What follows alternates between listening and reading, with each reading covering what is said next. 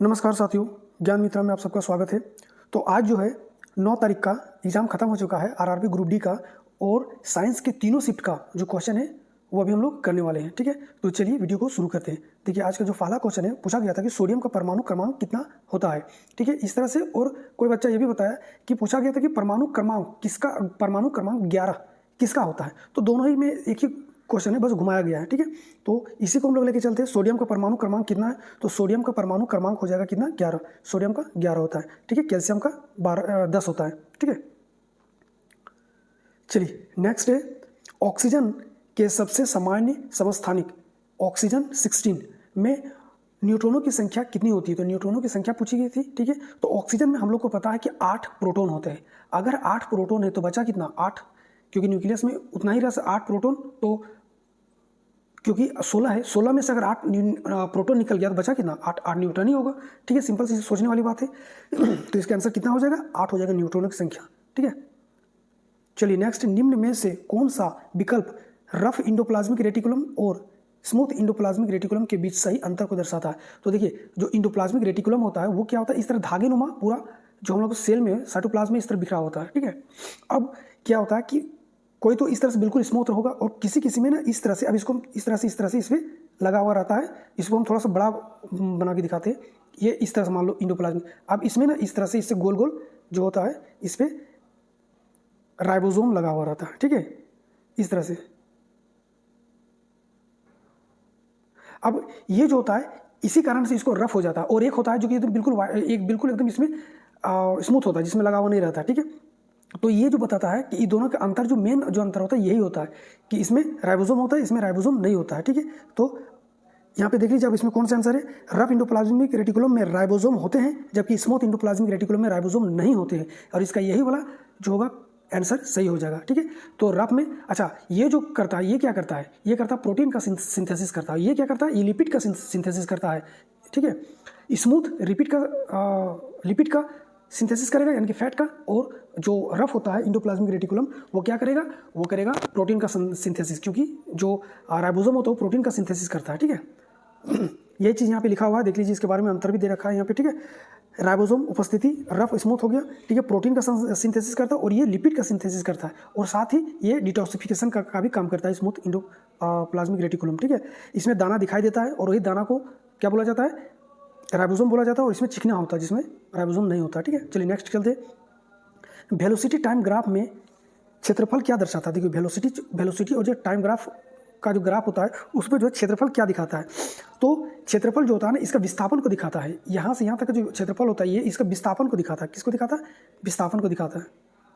देखिए, velocity time graph में क्षेत्रफल वेग इंटू समय हो जाता है, और ये क्या हो जाता है, विस्थापन को दिखाएगा। ठीक है, चलिए अगला क्वेश्चन कौन सा है, सोडियम हाइड्रोक्साइड NaOH तथा हाइड्रोक्लोरिक एसिड यानी कि HCl की अभिक्रिया कौन सी होती है, यानी कि अभिक्रिया कौन सी अभिक्रिया होती है, दोनों के बीच में जो अभिक्रिया होगा वो कौन सा अभिक्रिया होगा, ये आपसे पूछा गया था। तो देखिए, सोडियम हाइड्रोक्साइड जो होता है ये एक स्ट्रॉन्ग बेस होता है, और हाइड्रोक्लोरिक एसिड जो होता है वो एक स्ट्रॉन्ग एसिड होता है। और जब एक स्ट्रॉन्ग बेस स्ट्रॉन्ग एसिड के साथ रिएक्शन करता है तो क्या बनता है, तो ये न्यूट्रलाइज हो जाता है। इसको इस जो अभिक्रिया होगा इसको क्या बोलेंगे, उदासीकरण अभिक्रिया। यहाँ पे इसका रिएक्शन भी दिया गया है। ठीक है, इस पे NaCl और पानी निकल जाता है फाइनली। चलिए नेक्स्ट है, वायु में अगर ध्वनि की चाल 346 मीटर पर सेकंड है तो जल में ध्वनि की चाल क्या होगा। तो यही पूछा गया था कि अगर वायु में 340 मीटर पर सेकंड होता है तो जल में इसका चाल क्या होगा। इसमें कोई डेटा नहीं पूछा था, आपसे पूछा गया था कि इसमें कम होगा, समान होगा, अधिक होगा या शून्य होगा। तो आपको बता दें कि जो वायु का चाल होता है ना, ठोस में जो सॉलिड होता है उसमें सबसे ज़्यादा होता है। सॉलिड के बाद आता है लिक्विड में उससे कम होता है थोड़ा सा, और गैस में सबसे कम होता है। ठीक है, और वैक्यूम में तो बिल्कुल जीरो हो जाता है इसका ध्वनि का चाल। ठीक है, तो सॉलिड, लिक्विड और गैस, ये तीनों हम लोग को मेन तीन ही पढ़ना है। ठीक है, तो इसका हो जाएगा आंसर। यहाँ पे हम एक चीज़ बताएं, वैक्यूम में जीरो हो जाएगा। वैक्यूम में इसको सुनाई नहीं देता, क्योंकि ध्वनि के लिए माध्यम की जरूरत होती है। ठीक है, इसलिए ये सुनाई नहीं देगा यहाँ पे। ठीक है, ये होगा इसका करेक्ट आंसर। तो इसका क्या हो जाएगा, और जल में क्या हो जाएगा, अगर ध्वनि की चाल वायु में इतना है तो जल में इसका बढ़ जाएगा। ठीक है, क्योंकि लिक्विड में गैस से ज़्यादा होता है तो इसका अधिक हो जाएगा। ठीक है, देखिए अब यहाँ पे माध्यम दिया गया है और ध्वनि की चाल दिया गया। वायु में कितना होता है, शुद्ध जल में कितना होता है, समुद्र जल में कितना होता है, ये सब एक बार हम धीरे धीरे पार कर दे रहे। पॉज करके आप लोग एक कॉपी में लिख लीजिए, और इसको अभी एग्जाम होगा तो इसमें आपको पूछा जा सकता है, ठीक है। चलिए नेक्स्ट देखिए, किस अवस्था में इंटरमोलिकुलर फोर्स सबसे अधिक होता है। देखिए इंटरमोलिकुलर, अभी जो हम बोले ना चाल, इसी कारण से होता है, इंटरमोलिकुलर फोर्स के कारण ही होता है। जितना ज़्यादा परमाणु एक दूसरे के साथ, एटम जो होता है एक दूसरे के साथ सटा हुआ रहता है ना, इंटरमोलिकुलर फोर्स उतना ही ज़्यादा होता है। जैसे कि सॉलिड में इंटरमोलिकुलर फोर्स जो होता है ना बहुत ज़्यादा होता है। इसके बाद फिर गैस में होगा, उसके सबसे कम होता है लिक्विड में। सबसे, माफ़ कीजिएगा हम गलत बोल दिए, यहाँ पे सबसे ज़्यादा जो होता है सॉलिड में होता है, उसके बाद होता है लिक्विड में, और सबसे कम होता है गैस में इंटरमोलिकुलर। क्योंकि गैस का अणु जो होता है ना दूर दूर में होता है, लिक्विड का अणु जो होता है परमाणु जो होता है ये थोड़ा सामने होता है, लेकिन सॉलिड का जो होता है ना बिल्कुल सामने सामने होता है इस तरह से। ये इसलिए इसको सॉलिड कहा जाता है, इसको लिक्विड, इसको गैस, ठीक है। तो यहाँ पे क्या होगा, किस अवस्था में इंटरमोलिकुलर फोर्स सबसे अधिक होता है, तो सॉलिड में, ठोस में सबसे ज़्यादा होगा इंटरमोलिकुलर फोर्स, ठीक है। और ये सब हम सब करवा चुके हैं मैटर एंड इट्स स्टेट में। और आज के जो ये जो तीनों शिफ्ट में मैटर एंड इट्स स्टेट से बहुत ज़्यादा क्वेश्चन पूछा है, हम करवा के रखे। 1 या 2 क्लास होगा, जाके एक बार देख लीजिएगा, पूरा ऑब्जेक्टिव से पूरा एनसीईआरटी खत्म किए, एक बार आप जाके देख लीजिए। आगे भी जो इसका आंसर एग्जाम होगा उसमें ये क्वेश्चन आने वाले इससे, ठीक है, क्योंकि अभी ये शुरू कर दिया यहाँ से पूछने के लिए। नेक्स्ट देखिए, मेंडल ने आनुवंशिकता के प्रयोग मटर के पौधे पर किए, ठीक है। हाँ, इसमें क्या था, टीटी अवस्था में अप्रभावी यानी कि रिसेसिव लक्षण क्यों दिखाई देते हैं, इसलिए दिखाई देते हैं इसमें, इसको हम बताएंगे अभी, मतलब इसका क्लास नहीं करवाए, इसको बताएंगे, इसको बताने में भी करीब 2 क्लास तो आराम से लग जाएगा, ठीक है। क्योंकि उस पर जो होता है ना कोई भी प्रभावी एलील नहीं होता है, ठीक है। इस पर क्या होता है, रिसेसिव जो होता है सिर्फ रिसेसिव टाइप टीटी ही होता है, एलील नहीं होने के कारण इस पर कोई भी प्रभाव दिखाई नहीं देता है। तो इसका आंसर कौन सा हो जाएगा, प्रभावी एलील मौजूद होता है, नहीं होता है, प्रभावी एलील टी अनुपस्थित होता है, ये इसका सही जवाब हो जाएगा, ठीक है। इसके बारे में थोड़ा सा यहाँ पे लिखा हुआ है, एक बार आप लोग इसको पढ़ लेना। एक चीज़ पूछ सकता है कि जो मटर होता है, पी प्लांट, मटर का जो साइंटिफिक नेम होता है वो क्या होता है, तो इसका नाम होता है पिजियम सैटिवियम, ठीक है। चलिए नेक्स्ट क्वेश्चन है, मेंडल ने मटर के पौधों पर किए गए प्रयोगों में किस लक्षण को चयनित नहीं किया था। तो किस लक्षण को चयनित नहीं किया था, तो ये मेंडल ने 7 लक्षणों को चयनित किया था, ठीक है, जिसमें से कौन सा नहीं। तो सबसे पहले तो हम लोग यहाँ देख लो, पढ़ लो। एक था सीड का शेप, सीड का आकार, पत्तियों का आकार, लीफ का शेप जो होता है, उसका फ्लावर का पोजीशन, और पोड कलर मतलब फल का जो कलर होता है वो। अब यहाँ पे देख लो 7 लक्षण, यहाँ तो इसका जो आंसर हो जाएगा वो हो जाएगा लीफ का शेप, जो पत्तियों का शेप था इसमें काउंट नहीं किया था इन्होंने। 7 जो लक्षण था उसको देखा गया था, जो काउंट किया था। एक था सीड का शेप, सीड का कलर, फ्लावर का कलर, पोड का शेप और पोड का कलर, यानी कि फल का शेप और फल का कलर, ठीक है। उसके बाद फ्लावर का पोजीशन, कहाँ पे फ्लावर लग रहा है, और प्लांट का हाइट। इस पर पत्तियों का जो है ना शेप के बारे में कहीं पे नहीं दिया गया था, और वही आपका आंसर हो जाता। ये 7 को याद रख लेना। यदि दोनों द्रव्यमान m1 और m2 आधे कर दिए जाएं और दूरी भी आधी कर दी जाए तो गुरुत्वाकर्षण बल पे क्या असर होगा। अगर इसको भी आधे कर दे रहा है, m1 m2 को भी, और r को भी आधा कर दे रहा है, तो ये न्यूट्रलाइज कर देगा, ये गुरुत्वाकर्षण जो है ना कोई परिवर्तन नहीं होगा, ठीक है। इसका आंसर हो जाएगा। कैसे, देखिए हम लोग जानते हैं F इजक्वल टू क्या होता है, G m1 into m2 divided by r का स्क्वायर। इसको हम ठीक से यहाँ पे लिख दे रहे हैं, F इजक्वल टू होता है G m1 इंटू m2 और डिवाइडेड बाई आर का स्क्वायर, ये चीज़ यहाँ पे लिखा हुआ है, ठीक है। अब ये चीज़ तो हम लोग देख लें कि ये चीज़ होता है, लेकिन अब बोला गया कि m1 m2 को आधा कर दे रहा है, तो यानी कि m1 बटे 2 इंटू m2 बटे 2 और डिवाइडेड आर का स्क्वायर को भी आधा कर दिया जा रहा है, यानी कि r बटे 2 का होल स्क्वायर। इतना हम लिख सकते हैं इस फॉर्मूला से। यहाँ पे g बराबर, g को छोड़ दो, अभी g को हम नहीं ले काउंट कर रहे हैं, ठीक है। अब देखो यहाँ इन दोनों को मल्टीप्लाई करेंगे तो क्या हो जाएगा, m1 into m2 divided by 4 हो जाएगा, यहाँ पे m1 into m2 divided by 4 हो जाएगा, और नीचे में क्या बचेगा, r का स्क्वायर बटे 4 हो जाएगा, r का स्क्वायर बटे 4 हो जाएगा, ये 4 से ये 4 खत्म हो जाएगा, तो क्या बचा, फाइनली वही आ गया m1 बटे m2 डिवाइडेड बाई r का स्क्वायर, और ये चीज़ इसमें कोई चेंज नहीं होगा, ठीक है। निम्न में से इथेनॉल के बारे में कौन सा कथन सही है। अच्छा, 4 ऑप्शन यहाँ पे दे रखा था, यह जल में अविलय होता है, इथेनॉल जल में विलय होता है, ठीक है, होता है इसमें, ठीक है। यह कार्बन डाइऑक्साइड बनाता है, यह एक सुगंधित यौगिक है, यह जल के साथ आसानी से मिश्रित होता है और पीने वाले शराब में उपयोग किया जाता है, ये इसका करेक्ट आंसर हो जाएगा।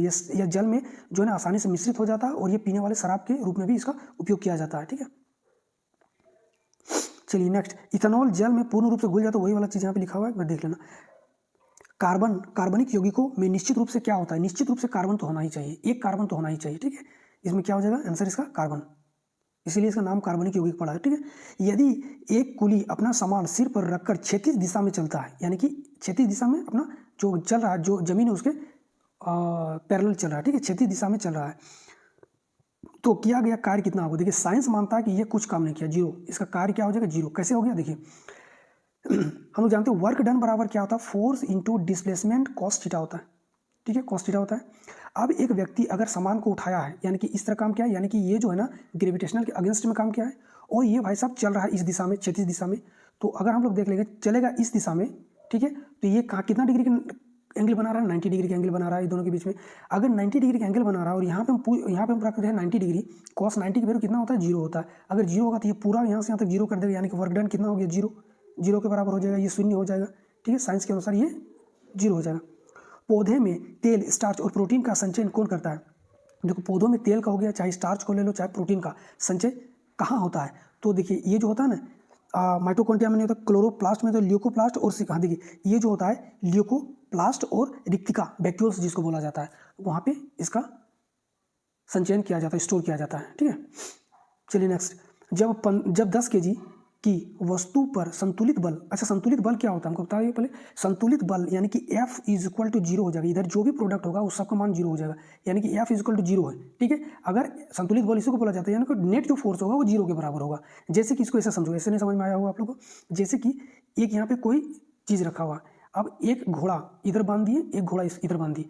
अब इस घोड़े का पावर है मान लीजिए 10 हॉर्स पावर, ठीक है, और इस घोड़े का भी पावर जो है वो है 10 हॉर्स पावर, ठीक है, इसका भी शक्ति उतना ही है।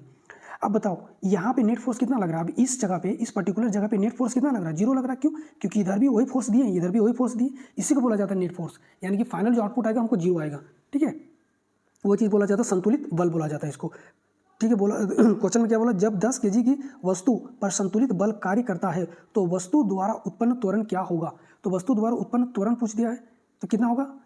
देखिए हम लोग जानते हैं F इज इक्वल टू क्या होता है, मास इंटू एक्सेलरेशन होता है। अब बोला है कि 10 kg के जो वस्तु है, ठीक है, अब उस पर संतुलित बल, तो हम बल को तो यहाँ पे जीरो कर दे रहे हैं। अच्छा इसको ऐसे नहीं समझते, देखिए ऐसे समझिए, तो F is equal to ma हो गया मेरा, ठीक है। ए को हम इधर ले आते, तो बोला एक्सेलरेशन क्या है ना, तो ए को सबसे पहले हमको इधर ले आने, इधर ले आना है, इधर ले आएंगे तो क्या हो जाएगा, इस ए यहीं पे रहेगा, ये नीचे आ जाएगा, तो क्या हो जाएगा, ए बराबर क्या हो जाएगा, F/m हो जाएगा। अब बोला गया संतुलित बल, या फिर इसको यहीं पे समझते हैं ना, ऐसे करने से आप लोग गड़बड़ा जाएगा, इस फिर लंबा चला जाएगा। संतुलित बल पूछा गया ना, तो F, अगर m का मास दे रखा हमको 10 kg, अब हमको इसको जीरो करना, क्योंकि संतुलित बल तो F इक्वल टू जीरो होना चाहिए, F इक्वल टू पूरा मान जीरो होना चाहिए। अगर ये 10 kg है तो एक्सेलरेशन मेरे पास कितना हो जाएगा, जीरो होगा, तब ना ये पूरा पोर्शन को जीरो कर देगा, ठीक है। तो एक कितना हो जाएगा, एक्सेलरेशन कितना हो जाएगा मेरे पास, जीरो हो जाएगा। जीरो हो जाएगा तो पूरा जीरो से कोई भी चीज़ मल्टीप्लाई होता है तो जीरो हो जाता है, तो ये पूरा जो फंक्शन है उसको पूरा को जीरो कर देगा, ठीक है। तो इसका आंसर क्या हो जाएगा, एक्सेलरेशन जो होगा यानी कि त्वरण जो होगा वो क्या हो जाएगा, जीरो हो जाएगा, ठीक है, समझ में आ गया। चलिए मांस उत्पादन के लिए किस प्रकार के पक्षी का पालन किया जाता है। तो किस प्रकार के पक्षी का पालन किया जाता है, आप लोग एक सुनेंगे पोल्ट्री वाला मुर्गा, बस यही वाला चीज़ है पोल्ट्री वाला मुर्गा, और इसी को बोला जाता है ब्रोयल, ठीक है, ब्रोयलर, ठीक है, इसको बोला जाता है ब्रोयलर, जो भी पढ़ लेना, ठीक है। तो ये क्या होता है कि इस मुर्गे का जो होता है ना, ये 7 से 8 हफ्ते में ये तैयार हो जाता है। सबसे पहली बात ये तैयार हो जाता है, मतलब 2-3 kg का हो जाता है, इतना बार में खाने लायक हो जाता है, ठीक है। तो मांस देखिए मुर्गा, अब यहाँ पे बहुत सारा चीज़ है जो आप लोग को कंफ्यूज करने के लिए। मुर्गा का यूज बेसिकली हम लोग क्या करते हैं, इसको रिप्रोडक्शन के लिए करते हैं या फिर लड़ाने के लिए यूज़ किया जाता है, खाने के लिए बहुत कम इस मुर्गा का यूज़ किया जाता है, ठीक है। लेयर किया जाता है, जो घरेलू मुर्गी होती है उसको बोला जाता है लेयर, या फिर देसी मुर्गी जो बोला जाता है, ठीक है। ये देसी मुर्गी यही चीज़ वहाँ पे दिया है। लेयर भी एक तरह का मुर्गी होता है जो सिर्फ अंडा के लिए, और मतलब इसको अंडे के लिए यूज़ किया जाता है बेसिकली। देसी मुर्गी का भी वही अंडा और चूजा निकलता है उससे, इसके लिए किया जाता है। लेकिन मांस के लिए स्पेशली अगर बोला जाएगा तो ये ब्रोयलर को किया जाता है यूज़, ठीक है। वही चीज़ यहाँ पे लिखा हुआ है, पढ़ लेना। रेखीय पेशी यानी कि स्टेट मसल्स के बारे में सही कथन कौन सा है। देखिए इसमें 2 सही कथन होना चाहिए मेरे हिसाब से। ये तो सिलिंड्रिकल तो होता ही है, और साथ ही साथ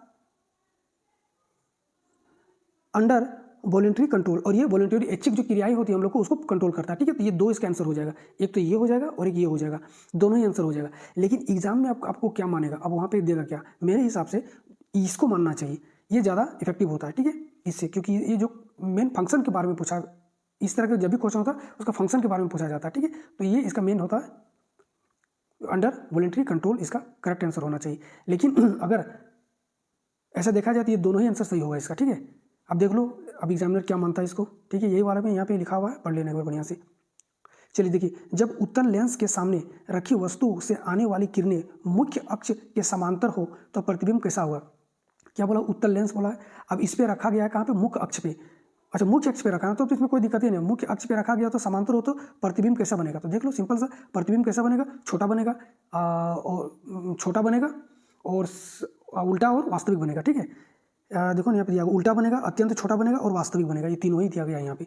ये हम बता चुके हैं इससे पहले, प्रीवियस वाला जो शिफ्ट में पूछा गया था, ये नेक्स्ट देखा, उसमें भी यही सेम इस तरह क्वेश्चन पूछा गया था। ठीक है, तो ये इसका करेक्ट आंसर हो जाएगा। देखिए, उत्तल लेंस ले लो या अवतल दर्पण ले लो, दोनों सेम चीज़ें बनाता है। फिर से हम रिपीट कर दे रहे हैं, उत्तल लेंस ले लो या अवतल दर्पण ले लो, दोनों ही सेम चीज़ बनाता है, उसका याद रख लो, इसमें काम चल जाएगा। जब कोई वस्तु उत्तल लेंस के फोकस पर रखी जाती है तो अपवर्तनांक के बाद किरणें कैसी बन जाती है, तो अपवर्तनांक के बाद जो फोकस पर रखा गया है, अपवर्तनांक के बाद किरणें कैसी बन जाती है, तो मेन एक्सिस जो होता है, मुख्य एक्सिस जो होता है, मुख्य क्या लेंस दे रखा है ना, हाँ, तो मुख्य एक्सिस के पैरेलल ही गुजर जाएगा। ठीक है, मुख्य जो एक्सिस होता है उसके पैरेलल जाएगा। जब उत्तल लेंस के सामने वस्तु रखी जाने पर मुख्य अक्ष के समानांतर ये गुजर जाती है। ठीक है, समानांतर ये गुजरती है। देखिए, अब इसमें 3 कंडीशन हो सकता है। क्या, पहला, प्रतिबिंब फोकस पे रखा हो। अगर प्रतिबिंब फोकस पे रखा हो, सभी समानांतर किरणें लेंस के अपवर्तन के बाद एक बिंदु पर अभिसारित, जिसको अभिसारित, ठीक है, इसको कन्वर्ज लेंस भी बोला जाता है, इसीलिए इसको कन्वर्जिंग लेंस बोला जाता है। ठीक है, कन्वर्ज हो जाता है। ठीक है, दूसरा में होता है प्रतिबिंब वास्तविक और उल्टा होता है। प्रतिबिंब क्या होता है, वास्तविक होगा और उल्टा होगा। चूंकि किरणें वास्तव में एक बिंदु पर मिलती है, इसलिए प्रतिबिंब वास्तव यानी कि रियलिक वास्तविक और प्रतिबिंब उल्टा यानी कि इन्वर्ट हो जाएगा, बनेगा। ठीक है, प्रतिबिंब तीसरा में होता है प्रतिबिंब अत्यधिक छोटा बनता है। ठीक है, इस कंडीशन में हम तीनों ही बता चुके हैं।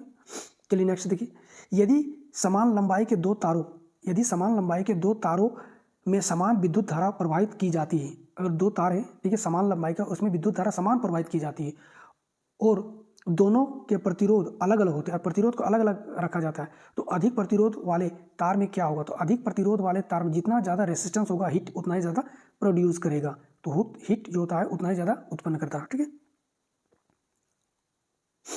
चलिए नेक्स्ट, निम्नलिखित में से किस विभेदी जीव में अपने किसी भी भाग से एक नया जीवन बनाने की क्षमता रखता है, यानी कि एक ऐसा जीव के नाम बताना आपको, 4 ऑप्शन में से दिया गया था, उसमें अपने किसी भी शरीर के एक अंग से एक फिर से अपना एक नया जीव बना सकता था, तो ये होता किसमें, ये गुण होता है, ये प्लेनेरिया में गुण होता है। ठीक है, इसका आंसर हो जाएगा प्लेनेरिया। निम्नलिखित में से पूर्ण रूप से विभेदी यानी कि कंप्लीट डिफरेंशिएट किस प्रक्रिया में होता है, पूर्ण कंप्लीट डिफरेंशिएट यानी पूरी तरह से अलग हो जाएगा, यानी कि जो पेरेंट है उससे जो संतान जन्म लेगा वो पूरी तरह से अलग हो जाएगा। ठीक है, ये इसको बोला गया है। ठीक है, तो ये होता है बडिंग में, कली बनना में। ठीक है, बडिंग में हो जाता है। ठीक है, चलिए शिफ्ट 2 में क्या पूछा गया था, तो द्रव्यमान मास नंबर किसके बराबर होता है, एकदम इजी क्वेश्चन था, प्रोटॉन और न्यूट्रॉन के बराबर होता है मास नंबर, और जो एटॉमिक नंबर किसके बराबर होता है, सिर्फ प्रोटॉन के बराबर होता है।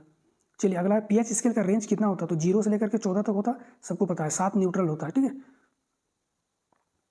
और पीएच स्केल को दिया कौन था, पीएच स्केल को बनाया कौन था, तो सोरेनसन नाम के एक साइंटिस्ट थे जिन्होंने बनाया था, शायद जर्मन था, एक बार देख लेना आप लोग। ठीक है, जर्मनी के थे शायद।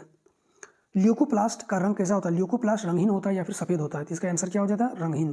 क्लोरोप्लास्ट क्या होता है, क्लोरोप्लास्ट होगा हरा कलर का। क्रोमोप्लास्ट क्या होगा, कलरफुल होता है, उसमें पीला होगा, नारंगी होगा, लाल होगा, ऐसा मुख्य कलर होता है उसमें। ठीक है, चलिए नेक्स्ट देखिए, फ्लोएम का वह घटक, मुख्य घटक कौन सा है जो भोजन का परिवहन करता है, तो फ्लोएम का जो भोजन का हम बताए थे, अभी पूछा गया था, 1 या 2 दिन पहले पूछा गया था ये वाला क्वेश्चन, सिव ट्यूब होता है, इसमें भोजन का परिवहन किया जाता है।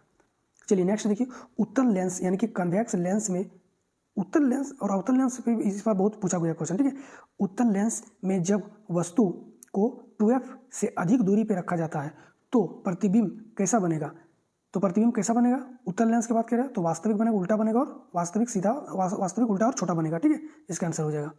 चलिए नेक्स्ट, एटीपी का निर्माण कहाँ होता है, एटीपी का निर्माण कहाँ होता है, माइटोकॉन्ड्रिया में होता है, सबको पता है। यदि किसी व्यक्ति का वजन पृथ्वी पर 96 kg है तो चंद्रमा पर उसका मास कितना हो जाएगा, तो मास कभी चेंज नहीं होता है, 96 kg ही रह जाएगा, इसका आंसर क्या हो जाएगा, 96 kg। चलिए नेक्स्ट है, यदि किसी वस्तु का द्रव्यमान 5 kg है और उस पर त्वरण 2 मीटर प्रति सेकंड स्क्वायर कार्य कर रहा हो तो उस पर लगने वाला बल कितना होगा, तो उस पर लगने वाला बल क्या होगा, देखो मास दे रखा कितना 5 kg और त्वरण एक्सेलरेशन दे रखा मेरे पास 2, तो 5, ये क्वेश्चन देखते ही बनने वाला था, 5 दूनी 10 सीधा हो जाता 10 Newton, F = m A Newton का, दूसरा गति के नियम के अनुसार। तो m मास दे रखा है और एक्सेलरेशन दे रखा है, F इक्वल टू m1 में आ जाएगा, ठीक है, 10 न्यूटन। ऊर्जा संरक्षण का सिद्धांत क्या बताता है? तो ऊर्जा संरक्षण का मतलब होता है कि ऊर्जा ना तो बनता है, ना तो बना सकते हो, ना ही खत्म होता है। यानी कि हम जितना, अगर हम कोई काम किए और हमको लग रहा है कि मेरा एनर्जी खत्म हो गया, तो गलत है, ये एनर्जी कहीं और किसी और रूप में चला गया, ट्रांसफर हो गया, ठीक है। यही इसका मेन होता है ऊर्जा संरक्षण का नियम। ऊर्जा ना तो उत्पन्न किया जाता है और ना ही नष्ट किया जाता है, ये केवल रूप को बदल लेता है, ठीक है। चलिए नेक्स्ट देखिए, यदि ध्वनि की चाल ठोस से द्रव और द्रव से गैस में जाती है तो ध्वनि की चाल पे क्या प्रभाव पड़ेगा? तो घटेगा। ठोस में ज़्यादा होगा, द्रव में, सॉलिड में अभी हम बताएं, सॉलिड में ज़्यादा होगा, लिक्विड में उससे कम और गैस में उससे कम। तो यहाँ बोला गया कि एकदम ठोस से द्रव और द्रव से गैस में जाता है तो घटेगा। गति बढ़ेगी, गति बढ़ेगी, गति घटेगी, तो गति यहाँ पे क्या हो जाएगा? घटेगी, ठीक है। चलिए अगला देखिए, अगला क्वेश्चन क्या है? निम्नलिखित में से कौन सा सेचुरेटेड हाइड्रोकार्बन है? ये भी क्वेश्चन पूछा गया है, रिपीट कर दिया है। सेचुरेटेड हाइड्रोकार्बन किसको बोलते हैं? जिसमें कार्बन कार्बन के बीच में जिसमें सिंगल बॉन्ड होता है, उसको सेचुरेटेड हाइड्रोकार्बन कहा जाता है, ठीक है। और हम बताए थे सिंगल बॉन्ड, देखो इसमें क्या है, ANE single bond, ENE double bond, ENE double bond, ENE double bond, यानी कि सिर्फ और सिर्फ एक ही हो जाएगा, ब्यूटेन हो जाएगा सेचुरेटेड। फिर इसको बता दे रहे, जहाँ पे ए अल्फ़ाबेट में A पहले आता है, फिर आता है E और फिर आता है Y। जो पहले आएगा 1 रख दो, जो बाद उसके बाद जो आएगा उसमें 2 रख दो, और जो सबसे लास्ट में आएगा उसमें 3 रख दो। तो ये हो single bond, double bond, triple bond, saturated, ये दोनों अनसेचुरेटेड। इसको बोलते हैं एल्केन, इसको बोलते हैं एल्कीन, इसको बोलते हैं एल्काइन, ठीक है। इसका फॉर्मूला क्या होता है? एल्केन का 2NH2n+2, एल्कीन का क्या होता है? 2NH2n, एल्काइन का क्या होता है? 2NH2n-2, ठीक है। ये सब याद रख लेना। तो इसका आंसर क्या हो जाएगा यहाँ पे? ब्यूटेन। शिफ्ट थर्ड में भी पूछा गया था, उसको देखते हैं हम लोग अभी। चलिए, जब किसी वस्तु को ऊंचाई से गिराया जाता है तो उसका त्वरण पे क्या असर पड़ता है? देखिए ये क्वेश्चन कई बार हम बता चुके हैं कि जो त्वरण होता है यहाँ पे ग्रेविटेशनल फोर्स के कारण जी अपरिवर्तित रहता है, इसका मान 9.8 ही रहता है। क्या आप लोग देखें कभी जी का मान बदल गया है? हमेशा नहीं। आप लोग जब भी न्यूमेरिकल बनाते हैं 9.8 रख के चलते हैं, क्यों? क्योंकि जी का मान हमेशा रहेगा। इस पर मास पे जो है डिपेंड नहीं रहता ये, ठीक है। ग्रेविटेशनल फोर्स जो है मास पे डिपेंड नहीं करता है, ठीक है। चाहे मास कोई भी हो, पत्थर गिराओ, कुछ भी गिराओ, लेकिन कंडीशन एक है, यहाँ पे एक कंडीशन अप्लाई यहाँ पे होता है कि जब हवा का प्रतिरोध नगण्य होता है, यानी कि हवा का प्रतिरोध बिल्कुल जीरो मान लेते हैं, तब ये कंडीशन अप्लाई होता है, ठीक है। तब यहाँ पे क्या हो जाएगा? एक्सेलरेशन जो होगा इस पर कोई प्रभाव नहीं पड़ेगा, त्वरण शून्य हो जाता है, स्थिर होता है, ये वाला होता है, शून्य नहीं होता है, ठीक है। त्वरण कितना हो जाता है? 9.8 होता है, सेम रहता है। किसी चालक में 0.15 एम्पियर का धारा 8 मिनट तक प्रवाहित की जाती है तो उसका आवेश क्या होगा? तो सबसे पहले तो इलेक्ट्रिसिटी जो भी पढ़ा है उसको पता होना चाहिए। जो करंट होता है वो क्या होता है? जो जितना भी चार्ज होता है एक यूनिट पर्टिकुलर एरिया में, जितना चार्ज एक यूनिट समय के लिए लेके जाएगा, यूनिट टाइम के लिए लेके जो जाता है, उसे क्या कहा जाता है? करंट कहा जाता है, ठीक है। करंट क्या होता है? जो चार्ज होता है यूनिट समय में कितना करंट बह रहा है उसी को बोला जाता है करंट। तो अब यहाँ देख लो, I=Q/T होता है।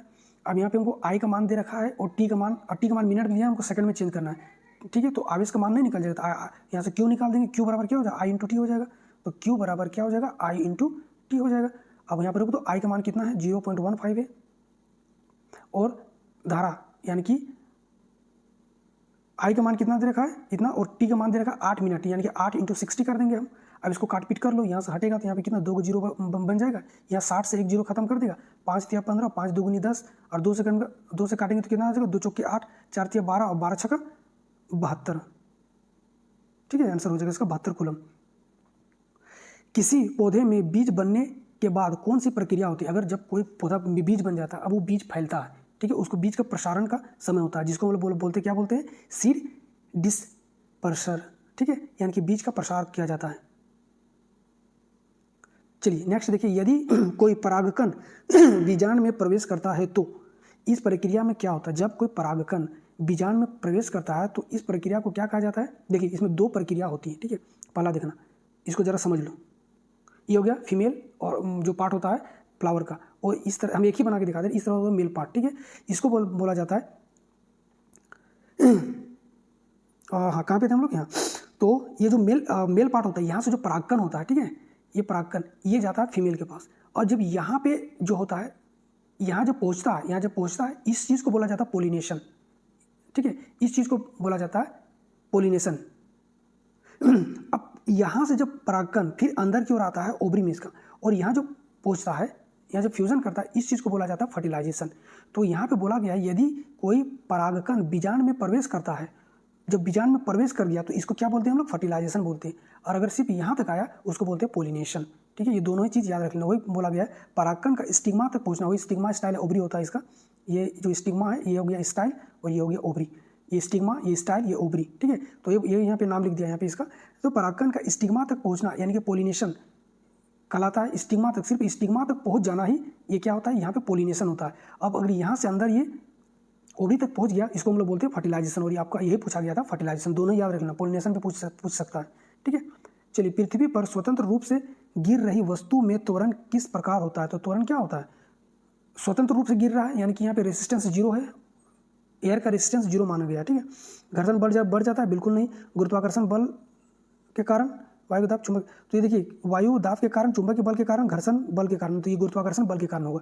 यहाँ पे ऑप्शन में ये दे रखा है। ठीक है, पृथ्वी पर स्वतंत्र रूप से गिर रही वस्तु में त्वरण किस प्रकार से होता है। तो गुरुत्वाकर्षण बल के कारण त्वरण यहाँ पे जनरेट होता है। ओम्स का नियम किन परिस्थितियों में लागू होता है। तो ओम का नियम बोला गया है, अगर हम लोग टेम्परेचर को फिक्स कर दिया जाए, कांस्टेंट कर देते हैं, तो वोल्टेज जो होता है वो डायरेक्टली प्रोपोर्शनल होता है किसका, करंट का। यही तो ओम्स लोग बोला जब तापमान स्थिर रहता है और पदार्थ चालक होता है। जब तापमान को हम लोग फिक्स कर देते हैं और पदार्थ अगर चालक होता है, बाकी देख लो कोई भी क्वेश्चन नहीं, कोई भी ऑप्शन नहीं मिलेगा। जब तापमान कम होता है, जब तापमान अधिक होता है, जब तापमान पर कोई चालक नहीं होता। तो इसका एक ही आंसर हो जाएगा, पहला नंबर वाला। ठीक है, लेंस फॉर्मूला आपसे पूछा गया था, इजी क्वेश्चन था। लेंस फॉर्मूला बराबर क्या, तो 1/f बराबर 1/v माइनस 1/u। चलिए, निम्न में से कौन सा कथन न्यूटन के तीसरे नियम से संबंधित नहीं है पूछा गया। ठीक है, नाव से उतरते हैं तो नाव पीछे की ओर चला जाता है, खिसक जाता है, ये न्यूटन का तीसरा गति नियम है। गोली चलने से बंदूक पीछे की ओर आता है, ये भी तीसरा नियम है। बैट से बॉल को जब मारते हैं तो बैट थोड़ा सा पीछे की ओर आ जाता है, ये भी तीसरा नियम है। कार का इंजन स्टार्ट होते ही कार का चलना, ये क्या होगा, कार का इंजन स्टार्ट होते ही चलना, ये इसका सही आंसर हो जाएगा। ये न्यूटन का तीसरा गति नियम नहीं कहा जाता, ये force is equal to ma यानी कि दूसरा गति नियम से संबंधित है। चलिए नेक्स्ट है, जब शर्करा यानी शुगर पानी के संपर्क में आता है तो क्या होता है। तो देखिए, शर्करा पानी में घुल जाता है, शर्करा पानी में नहीं घुलता है, ये तो होगा ही नहीं। शर्करा पानी के साथ रासायनिक अभिक्रिया करता है, शर्करा पानी के अणुओं के साथ अपना स्थान बना लेता है। ठीक है, तो देखिए मैक्सिमम हमको जहाँ तक पता है बहुत बच्चे इसको मार के आएगा, शर्करा पानी के साथ रासायनिक, क्योंकि यहाँ लिख दिया एक वर्ड रासायनिक है, जहाँ वर्ड इस तरह से मिलता है ना वो मार के आ जाता है, जबकि ये गलत है। देखिए, ये रासायनिक अभिक्रिया के द्वारा नहीं होता, ये होता है कौन सा, भौतिक अभिक्रिया है। चीनी का पानी में घुलना एक भौतिक अभिक्रिया है, और इसका करेक्ट आंसर हो जाएगा वो जगह शर्करा पानी में घुल जाती है, ये इसका सही आंसर हो जाएगा। रासायनिक अभिक्रिया तो होगा ही नहीं इसमें। ठीक है, इसका सही आंसर क्या है, शर्करा पानी में घुल जाता है। चलिए नेक्स्ट, नारियल के छिलकों को कठोर बनाने वाला उत्तक कौन सा है। तो नारियल का जो छिलका होता है उसको कठोर बनाता है स्क्लेरेनकाइमा। कहाँ गया, स्क्लेरेनकाइमा। ठीक है, ये इसका करेक्ट आंसर हो जाएगा, स्क्लेरेनकाइमा। ठीक है, ये मृत होता है और इसका कोशिका भित्ति जो होता है सेल वॉल मोटा होता है। चलिए नेक्स्ट क्वेश्चन है, जब CaOH का ट्वाइस यानी कि कैल्शियम हाइड्रोक्साइड को कार्बन डाइऑक्साइड के साथ अभिक्रिया करवाते हैं जाती है तो दीवारों में सफ़ेदी में उपयोग किए जाने वाला एक प्रोडक्ट बनता है, उस प्रोडक्ट का नाम आपको बताना क्या था। तो ये हो जाएगा कैल्शियम कार्बोनेट बनता है। इसमें क्या बनता है, कैल्शियम ऑक्साइड नहीं होगा, कैल्शियम कार्बोनेट बन जाता है। ठीक है, इसका करेक्ट आंसर क्या हो जाएगा, कैल्शियम कार्बोनेट, CaCO3। ये इसका रिएक्शन भी यहाँ पे लिखा हुआ है, आप लोग एक बार देख लेना। जिस पदार्थ का जैविक अपघटन हो सकता है उसको क्या बोलते हैं, बायोडिग्रेडेबल पदार्थ कहा जाता है। ये सब इजी क्वेश्चन, इसको आपको मारना था, उड़ाना था, आगे बढ़ना था। ठीक है, अपवर्तनांक यानी कि रिफ्लेक्टिव इंडेक्स किस माध्यम में प्रकाश के गमन का, देखिए किस माध्यम में प्रकाश के गमन को दर्शाता है। सबसे पहले तो एक चीज़, ये क्वेश्चन जब हम पढ़े थे, यानी कि किस माध्यम से किस माध्यम तक प्रकाश के गमन को दिखाता है, यहाँ पूछा गया था क्वेश्चन इस तरह से कुछ। ठीक है, सबसे पहले तो ये क्वेश्चन में रिफ्लेक्टिव इंडेक्स कभी भी प्रकाश के गमन को दिखलाता नहीं है, किस माध्यम से किस माध्यम की ओर जाता है ये नहीं बताता है। ये क्या बताता है, इसका वैल्यू को बताता है। वैल्यू करने का मतलब है कि प्रकाश जब एक माध्यम से दूसरे माध्यम में घुसता है, एक माध्यम से जब प्रकाश की किरणें दूसरे माध्यम में घुसता है तो वो कितना फ्लैक्चुएट करता है। ठीक है, अगर रेयर मीडियम में और डेंस मीडियम में जा रहा है तो क्या होता है कि ये नॉर्मल की ओर झुक जाता है, ये बताएगा। और अगर डेंस से रेयर में जाएगा तो क्या होगा, नॉर्मल से दूर भागेगा, ये बताता है, ना कि बताएगा कि किस माध्यम से किस माध्यम तक जाता है। तो यहाँ पे जो जिस तरह से हमको मिला है ये क्वेश्चन और जो ऑप्शन, इसमें किसी भी दो माध्यम के बीच गमन को दर्शाता है, जबकि सही नहीं होना चाहिए, मेरे हिसाब से सही नहीं है।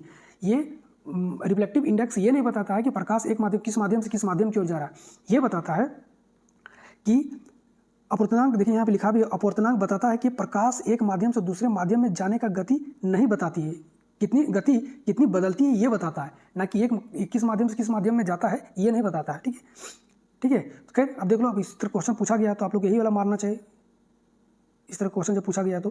ठीक है, प्लाज्मा मेम्ब्रेन किससे बनी होती है? तो प्लाज्मा मेम्ब्रेन आप लोग को पता होगा लिपिड और प्रोटीन से बना होता है। तो लिपिड और प्रोटीन, प्रोटीन कार्बोहाइड्रेट, लिपिड और प्रोटीन इसका करेक्ट आंसर हो जाएगा प्लाज्मा मेम्ब्रेन। सभी सब आप लोग पढ़े होंगे।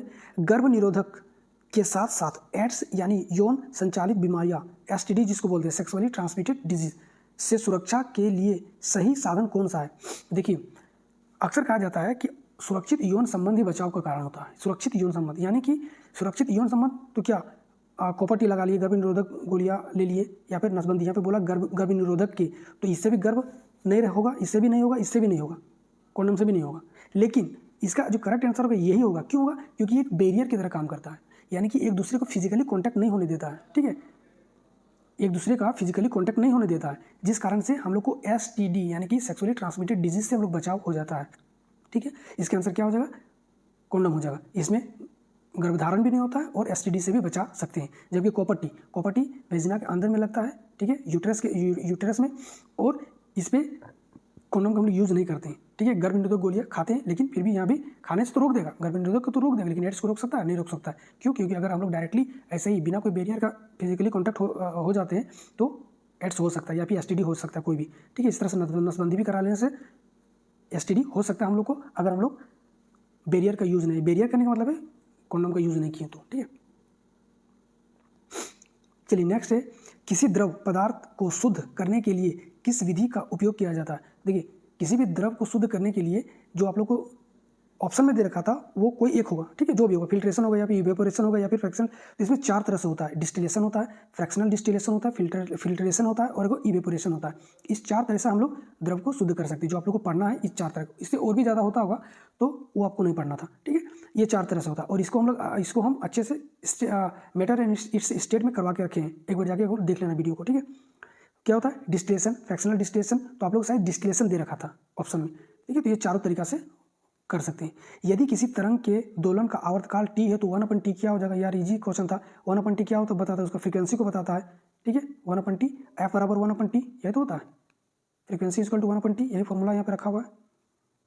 चलिए देखिए, हाइड्रोजन परमाणु की परमाणु त्रिज्या कितनी होती है? तो हाइड्रोजन परमाणु की जो परमाणु त्रिज्या होती है वो 53 पिकोमीटर होता है। ठीक है, ये शायद आज का लास्ट क्वेश्चन था। ठीक है, तो वीडियो कैसा लगा आप लोग बताइएगा जरूर। ठीक है, अगर वीडियो अच्छा लग रहा है तो प्लीज़ चैनल को सब्सक्राइब कर लीजिएगा और वीडियो को लाइक और शेयर कर दीजिएगा। वीडियो देखने के लिए थैंक यू। तब तक के लिए जय हिंद, जय भारत।